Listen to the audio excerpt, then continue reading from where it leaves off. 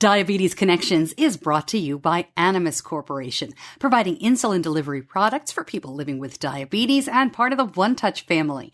And by Dexcom. Take control of your diabetes with the world's first continuous glucose monitoring system that sends glucose readings directly to your compatible smart device. Live life on your own terms with Dexcom. Hey, it's Stacey. This podcast is not intended as medical advice. You know that. I'm not a doctor. If you have those kinds of questions, please contact your healthcare provider. This is Diabetes Connections with Stacey Sims. This week, making diabetes connections in real life. Why is it so important and how can we do it? I want to share some of what I've learned after more than a decade living with T1D in my family. Plus, Bike Beyond, 20 riders with Type 1 on a cross-country road trip. We're checking in on the road where riders like 18-year-old Pepper Abbey stopped at a diabetes camp. We'd ask them, what's the bad things about type 1 diabetes? And they said, feeling alone, taking shots every day, taking their blood sugars. Nobody understands them. So we asked, what's the good things about type 1? And they said diabetes camp, because they get to meet other kids who know exactly what they're going through. And that's just a huge, amazing thing. You'll hear from 3 other Bike Beyond riders with stories of a not broken arm using that glucagon. And does the Midwest really have no hills? It all starts now on Diabetes Connections. Welcome to another week of the show. I'm Stacey Sims. Really glad to have you along.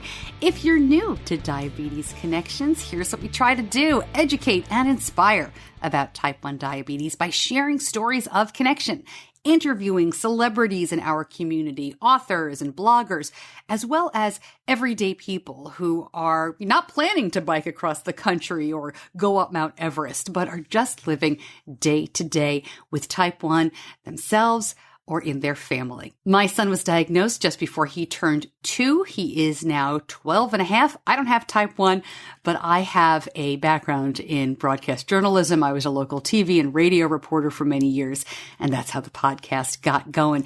We're working on more than 2 years of Diabetes Connections now. So if you're new to the show, I'd urge you to go ahead and look back at the other episodes. Maybe there's something that really keys your interest. And if not, let me know what you'd like to hear.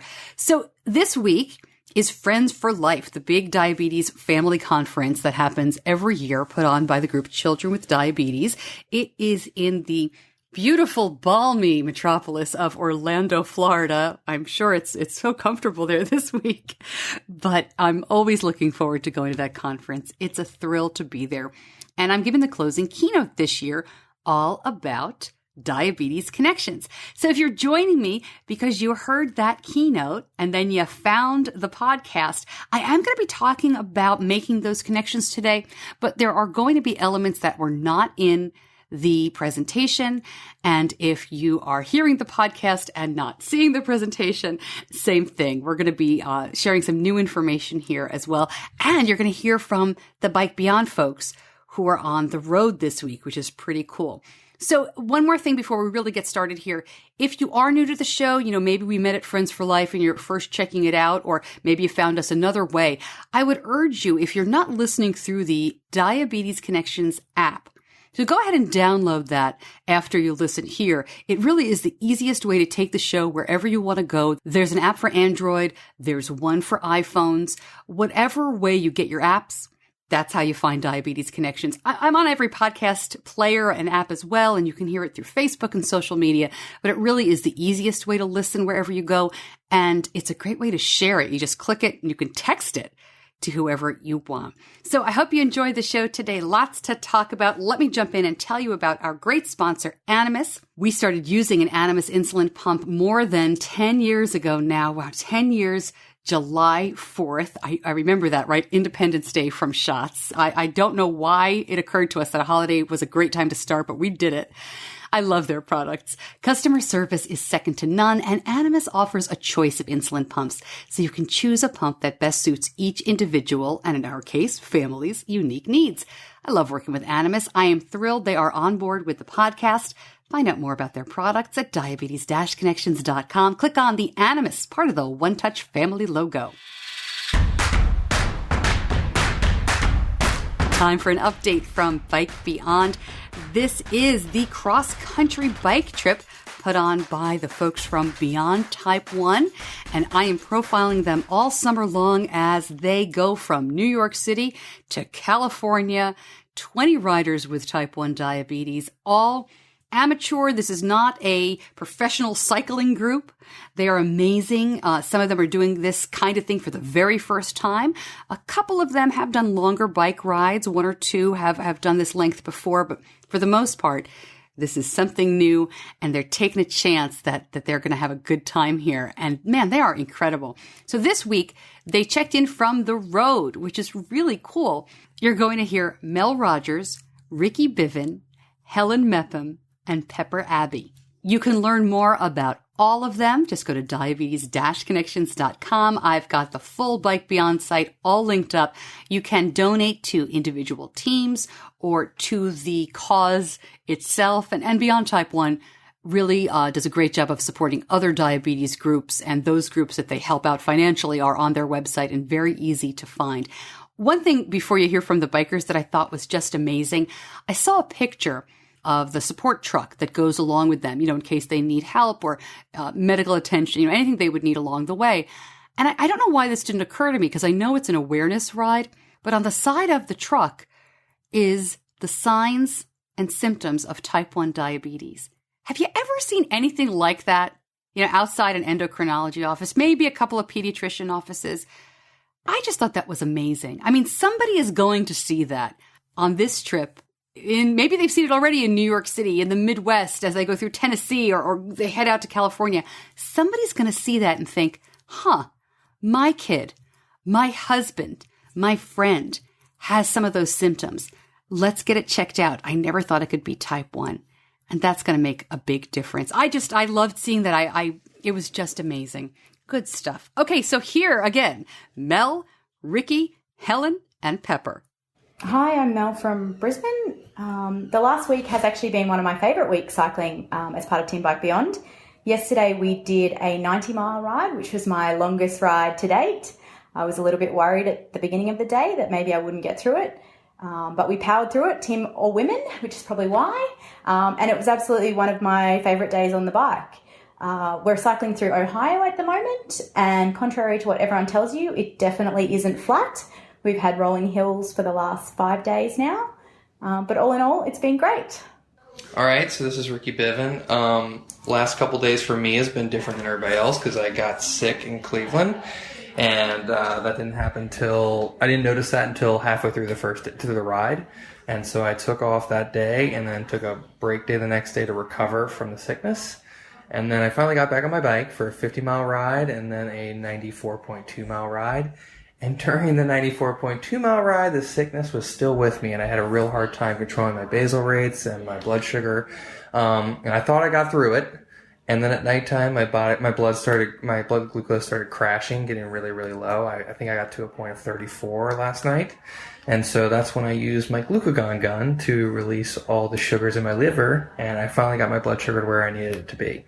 So it's been a fun few days. Diabetes is always fun, keeping you on your toes, and that's my story for the last 4 days. Hey, so I'm Helen. I'm part of Team Bike Beyond. I'm 30 and I live in New Zealand. This week has been really good. Lots of amazing roads. Unfortunately, I ended up in urgent care, but it wasn't anything to do with my bike. It was because I fell out of bed because I was having a nightmare. So that was kind of interesting. But I was really relieved to find out my arm is broken. It's not broken. It's definitely not broken.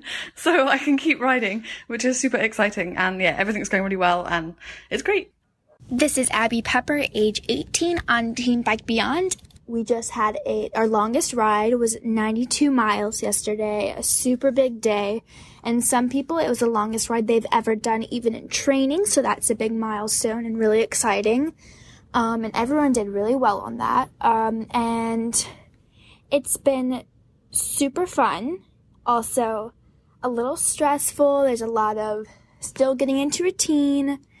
everyone's pretty tired, but we're settling in Cincinnati now, and we're at one of our team members' houses, and it's beautiful, so welcoming and cozy, and that means a lot to us to be able to come into a nice home, to have such welcoming hosts as we're the guests, and just we're really excited to be here. And after this, we'll be starting to head down through Kentucky and to Nashville, our big pop-up party. So super exciting news on that. I'm thrilled for that because I personally will be seeing my family, and that's something I'm really, really looking forward to because I've been missing them a lot. And I know a lot of team members have been missing their families, and a lot of families are going to be at the Nashville party. So that's really huge for everybody. So that's a really big motivator to keep on going, stay strong. And so we had a great ice cream social party in Ohio 2 days ago, and that was super fun. We met so many incredible kids who have just been newly diagnosed, and they were so brave. They were so confident in how they were taking care of themselves, how they were ready to take on the world. They just really impressed me, and that was really incredible. The families were amazing. The parents, I loved speaking to them about how they were handling the new diagnosis. And we also went to a diabetes camp. It was amazing. It really, truly was so incredible to meet all these kids who really felt at home with other kids who had type 1 diabetes. They didn't feel alone anymore.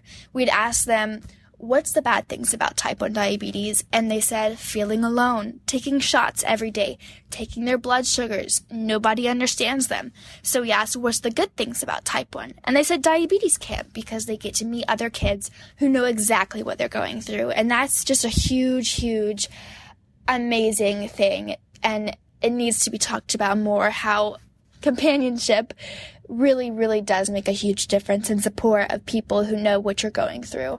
And so I'm so glad we got to meet those kids, speak to them, and talk about how they live beyond. And that's exactly what this is all about. Bike Beyond is about helping others live beyond and see that diabetes does not have to stop you at all.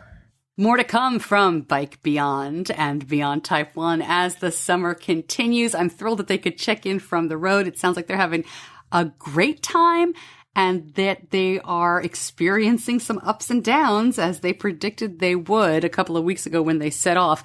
I'm glad everybody's okay, and I'll try to get an update from Ricky and make sure that, obviously the glucagon did its job and he's doing okay, but a couple of scary moments there. Again, learn more at diabetes-connections.com. When you head over to the website, you will see the yellow Bike Beyond logo right in the middle of the page.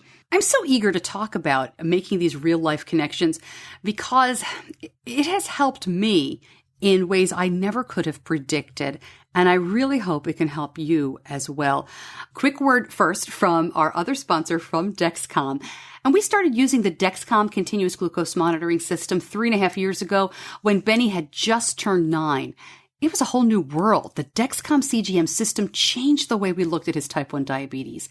When you can see and track glucose levels on a screen, it's incredible, especially if you've relied only on finger sticks for a long time, like we had done. It becomes so much easier to spot trends and head off extreme highs and lows. The Dexcom G5 mobile continuous glucose monitoring system is the first FDA-approved device to let you make treatment decisions without pricking your finger. CGM-based treatment requires finger sticks for calibration, may result in hypoglycemia if calibration not performed or symptoms expectations do not match CGM readings. For more information, go to diabetes-connections.com and click on the Dexcom logo. One of the things I love about going to a convention like Friends for Life, and this can happen at a smaller gathering too, a JDRF event, a little meetup, a dinner, but you are with people who get it, right? Your best friends, your wonderful family, they're there for you, they support you. But type 1 diabetes is something that needs to be experienced to be understood. I just don't think that you can understand it unless you live it in some way. And that doesn't mean I don't welcome support for wherever it comes. But right, as you're listening here, you know what I mean. So let's talk about how to make connections beyond those gatherings, because when you're in that water and you're breathing that air, it is amazing. But then you go home And what do you do? And maybe you're somebody who's never been to a gathering. You know, these conventions can be expensive. You have to travel. They may not be in your backyard. Even if a JDRF retreat happens, they may only happen, once every couple of years. Or if you're an adult with type 1, it can be hard to get together with people. And that's what I want to help you do today. I do want to put one caveat out there. This takes work. Connecting about type 1 diabetes, really, you might get lucky, right? You might, but it's not something that you can usually sit back and let happen. If you want to find other people and nurture and develop those relationships, and man, is it worth it? It's hard work. So I just want to put that out there because I don't want to pretend this is easy. I will also tell you it's a little easier for somebody like me. I admit that because when my son was diagnosed, I had been in Charlotte media. I live in Charlotte, North Carolina, and I'd been on local television and local radio for about 5 years when he was diagnosed, maybe a little bit longer than that. So people knew me. They talked about my situations. They sent me email. People reached out. It was an amazing experience. And I learned very early on that there was a community out there. I kind of became the diabetes lady in Charlotte, which is another story, but it helped me then connect with other people. And you'll find out along the way here as I tell these stories, what I was able to do bouncing off of that connection. So you don't need to be a goofball local news anchor to make this happen. But yeah, I will admit it helps. All right. So here's my advice. If you have a child in school, and we're going to talk about kids first, and I'll weave the adults in along the way here, the school nurse can be your lifeline. You can leave your phone number, leave your name. Obviously, you can't ask her to have other families call you. There are lots of privacy, initiatives here in place and HIPAA laws. So we all understand that. But go to the school nurse. Hey, you know my kid. He or she has type 1 diabetes. Here's the best number. There's other kids in this school. Let them know that the parents know that we want to meet up. Can you help us make that happen? Quite often, school nurses go from one school to another. So they know parents in more than one school. And they often know other school nurses who can help from there. So it's a great place to start because you're also not going to be overwhelmed with a big group of people. If you do that, I'd kind of have a plan in the back of your head because, no one may get in touch or they may get in touch a month later, but you may find what happened to me. All 4 parents call you the same day. And say the next day and say, let's go. What are we doing? So have a little plan prepared. Do you want to have dinner with these people? Just the parents or just the moms?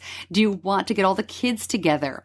It can be a little difficult with the kids. You don't want to push them together and make them friends just because they have diabetes. I mean, it kind of depends on how old they are, right? But as parents, you might want to go out by yourselves just that first time and figure it out from there. So have a little bit of a plan. The endocrinologist's office, the CDE, the diabetes educator's office, this really varies as a way to make a connection. Some offices will do meetups. We have one in our area that has a dinner twice a year, and it's a drop-in, and there's a discussion. It's really casual and fun. And we have another office that is so slammed that I think those folks can barely pick their head up. They do a terrific summer camp, and I'll talk about that, but they don't do meetups. So find out if your endo hosts that kind of thing or suggest it. You can also see if they have a bulletin board. I have not found that to be very effective in our office, but a lot of them do, and I've heard some great success. I don't think the endo office is a great place to volunteer to leave your name and number and have other people call you because, they have so many people that they're dealing with. But make them aware that you would like to do something. Some of these doctors are just waiting for a parent or a person to take that initiative. JDRF and ADA events or other diabetes groups in your area. All right, so this is the jackpot, right? But here's the problem. Some of these events are so huge that you walk in and you think, this is amazing. I mean, I went to my first walk and I thought, these people are all my people. But you know what? I left that day with not one phone number. I was so caught up in the walk and the people, and my kid was 2, so we were chasing him everywhere, and my daughter was 5. So we didn't really connect well that day. So I would say that pick and choose your JDRF and your ADA events carefully And call the office. Find out if they're doing smaller events. Our chapter does 1 or 2 big events like the walk and the gala and the rides every year. But they do smaller events like caregiver education or, kid under 5 day out or teen meetup or, just little things like that. And chances are really good. Be careful before you call, because if they don't have something like that, they may ask if you're interested in organizing it, right? Because then you become the volunteer, which is a great way actually to do it. I opened this question up on Facebook a couple of weeks ago. I said, if you're connected in real life, how did you find your people? How did you do that? And Elizabeth wrote it and said, without a doubt, we found our T1D community through JDRF. We opted to be contacted by a mentor family. After my daughter received a bag of hope in the hospital, we were immediately contacted by other families and invited to outreach events. 9 years later, we are still actively involved in JDRF, and my daughter is thriving despite living with type 1 diabetes. And Stacey Ann wrote, JDRF area representatives helped form our local parent support group. Reach out to JDRF and they can find local and regional representatives. I think JDRF is a natural and easy first step, but it doesn't always work out. It really varies chapter to chapter. And let me tell you a little bit more about my story, which will lead me into my next point, which is social media. Several years ago, I was the family walk chair for my local JDRF chapter. And one of the things I wanted to do as an early adopter of social media was create a Facebook group. And in this day and age, here we are in July of 2017, that's pretty easy, right? Everybody's got a Facebook group. I think I'm in 20 Facebook groups. But a few years back, it was still a rarity. But JDRF is a national organization.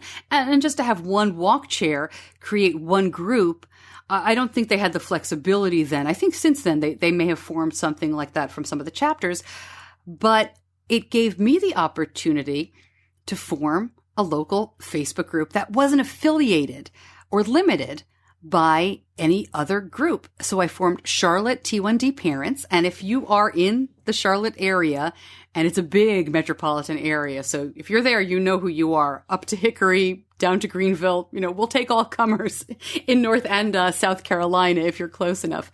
But I started Charlotte T1D Parents because we had no way of finding each other.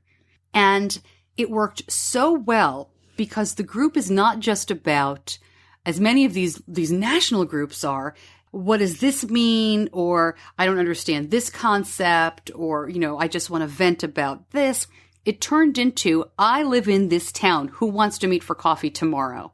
It's all about connecting in real life. And we do events. We work with JDRF now. We work with the ADA in our area and any other group that helps us connect in person by our geography is more than welcome. It has been an amazing experience for me. I get a little emotional talking about it because I love the podcast and this is my passion. But that Facebook group it's changed my life in many ways. It's brought me some amazing friends, and it's really given me people that I can call up or text or reach out to any time of the day or night.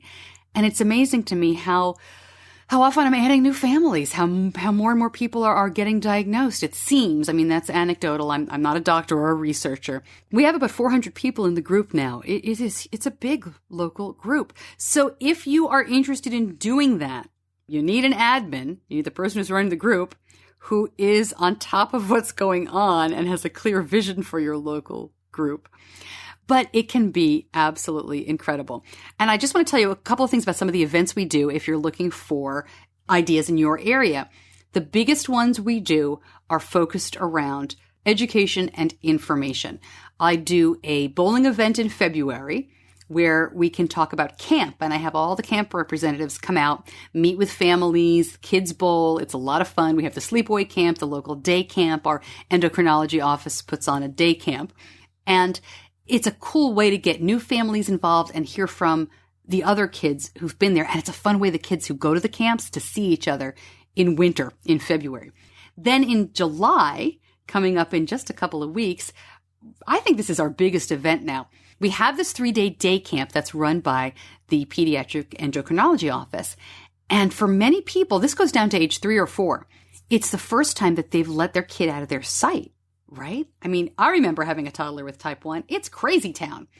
And even as your child gets older, oftentimes a camp situation is the first time that they're not with you for the whole day. So it's scary. So we started a coffee right down the road from the camp. Drop your kid off and come meet us. And the veteran moms who are enjoying their time alone will help the new moms and dads, make it through that morning. And it has been a great time. So those are just 2 ideas. And if you build them around existing events and existing organizations, it's so much easier than just inventing something out of thin air. Let me share a couple more things from the Facebook question I posed. Colleen shared something very similar to my story. Several years after our son was diagnosed, I knew enough local families from various events, so I created a Facebook page for local families. As people were added, they added more people they knew. Somebody hosts and posts an event for get-togethers, a pool party, or a park day. Whoever can make it goes. We have some awesome families who really step up. Colleen, that is fantastic. That sounds a lot like what we do here in the Charlotte area. And Samantha wrote in, there was nothing around for littles in our area when their son was diagnosed almost 9 years ago. There was a coffee group. It was during the day. She works full time. JDRF introduced a couple of us with little ones, and they started meeting regularly on Saturdays and formed a play group. Well, as the kids got older, sports got in the way, but they're still friendly and they still meet up. And as a local chapter, their JDRF schedules a few fun events every year. And as parents, they're scheduling fundraisers now that are play-related. No lack of things to do in 2017. Last year was different, Samantha writes, more of a gap year.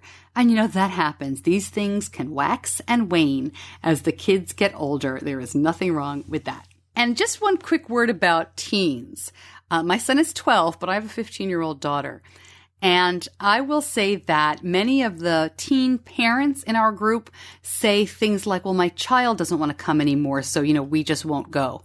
Leave the kid home. If you need support, it's different from what your child needs. Your child's support may not come from a JDRF event or a bowling event or something like that. But if you need support, your child doesn't necessarily have to come with you all the time. Find other parents. Find an adult with type 1. Reach out and go. And don't feel like if your kid wants to check out for a couple of years that you need to as well. And one of the successes we've had locally, I can't take credit for this because, again, I don't have a teen. But what the teen parents have done is they have seemed to have success pairing the teenagers up with younger kids. So you'll go to a trampoline park event and the 15 and 16-year-olds are watching, in quotes, the 4, 5, 6, 7-year-olds. So the little kids get like a big older buddy, woohoo. And the older kids feel like, well, they're not there to take care of their diabetes, wink, wink. They're helping the little kids. It's a really nice way to get around that awkward, horrible teenage nonsense, and I hope it works for you. Well, what about adults? I am not an adult with type 1. I can't speak from personal experience, but I will share that in addition to our parent Facebook group, we have a local Charlotte adult type 1 group. Again, you need to find somebody, maybe it's you, who wants to start this, who gets the ball rolling and who keeps it going, because that is where it's difficult. There's a lot of enthusiasm at first, but then it's hard to keep it going. So our adult group does, research presentations. They go out for wine nights. They do a lot of really cool stuff, but it's for adults. It's not for parents. It's not for kids with type 1. It's for adults. And that is so important. There are many programs around the country that'll do a camp just for adults with type 1, which I think is so cool. Or they'll do conferences. The Unconference is not just for adults with type 1. It's for the people who love them as well, but it is only for adults. I think things like that are so important. And if you don't have one in your area or you can't find one in your area, I'm telling you, start it. I can connect you with people who've done it successfully. So if you really come up empty, email me, Stacey at diabetes-connections.com. And I can understand how as an adult, you've got this. You probably feel like you're doing okay. Why do you need more support? Why do you need other people? The adults I've talked to say it really changes their lives. And it's fun. I mean, even the bolus and barbells group, which is all about lifting. That's so cool. And they have their own community now. There really is something for everybody. And if you can't find what you need, you can start it and we can help. All right. Last, definitely not least, camp. Camp. I love camp. I went to camp. I'm so biased. I went to camp every summer when I was a kid. My sister went. My dad went. Both of my kids go to camp. And of course, Benny also goes to diabetes camp. And that is an amazing experience. Studies show that kids who go to diabetes camp have better lifelong outcomes. It really is just a terrific place for them to learn more about diabetes, learn more about each other, and just have a good time and feel like, I mean, as you heard at the beginning of the show when Pepper was talking about it, feel like they're not alone. And that is so key. So it's an easy connection for the kids. They usually have a camp form that comes home, at least ours does, with contact information.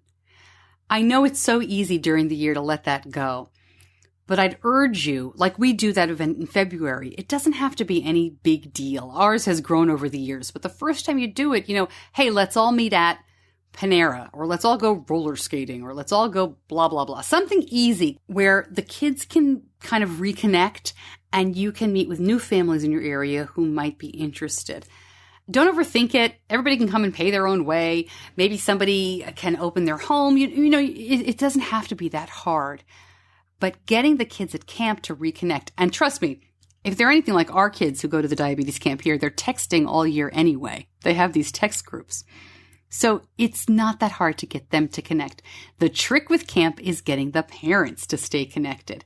And in the rush of drop-off, that is very difficult. And in the relief for many at pickup, it's very difficult.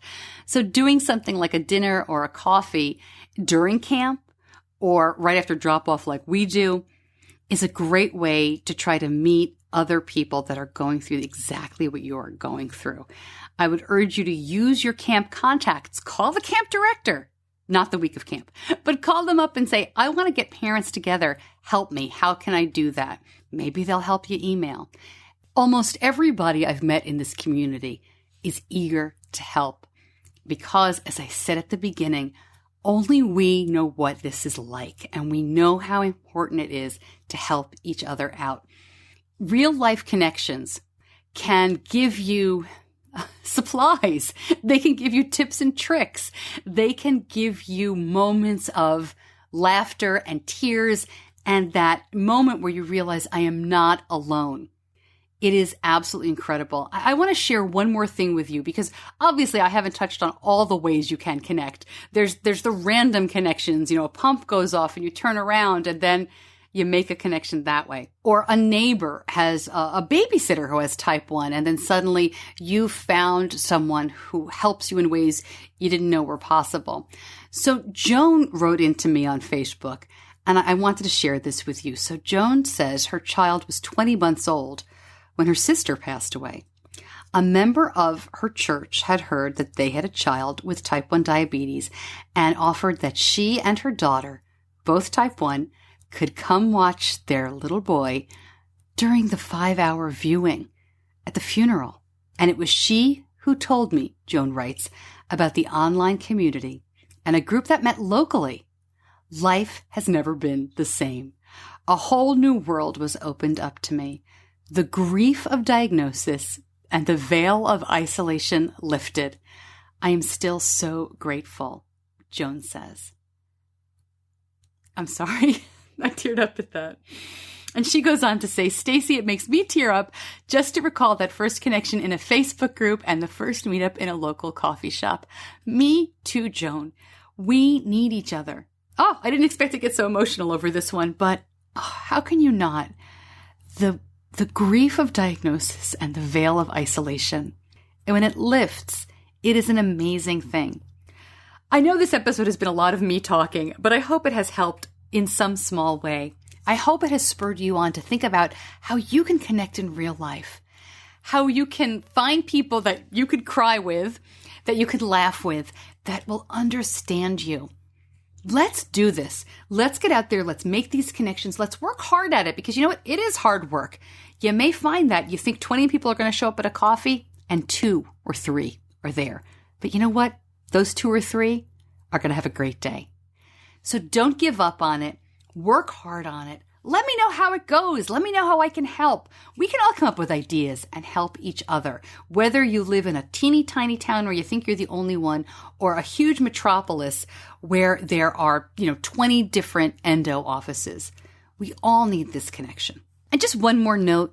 I don't want you to leave thinking that I have friends and groups where we all think the same way about diabetes. We all treat our kids the same. I've said many times, there are as many ways to parent a kid with diabetes as there are to parent. So my groups, we are not all in agreement about every issue that comes up, but we respect each other. And I'll tell you what, when you know that you're going to see these people in real life, the Facebook group conversations, there's a whole level of respect that sometimes doesn't come in those big national groups. There's less drama and there's less judgment. I think, at least that's been my experience. It has brought me some of my best friends.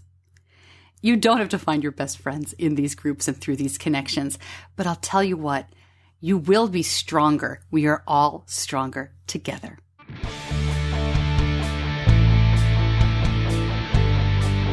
You're listening to Diabetes Connections with Stacey Sims.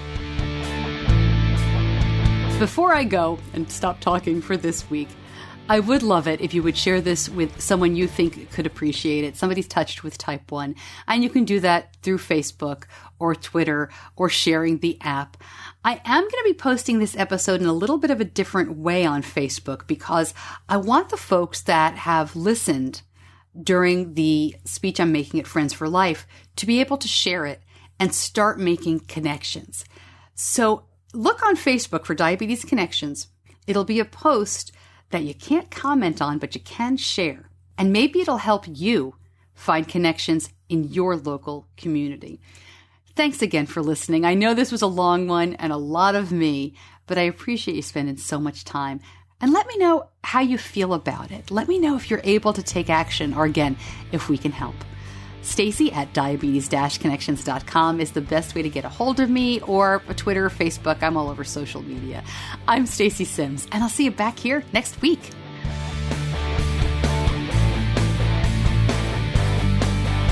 Diabetes Connections is a production of Stacey Sims Media.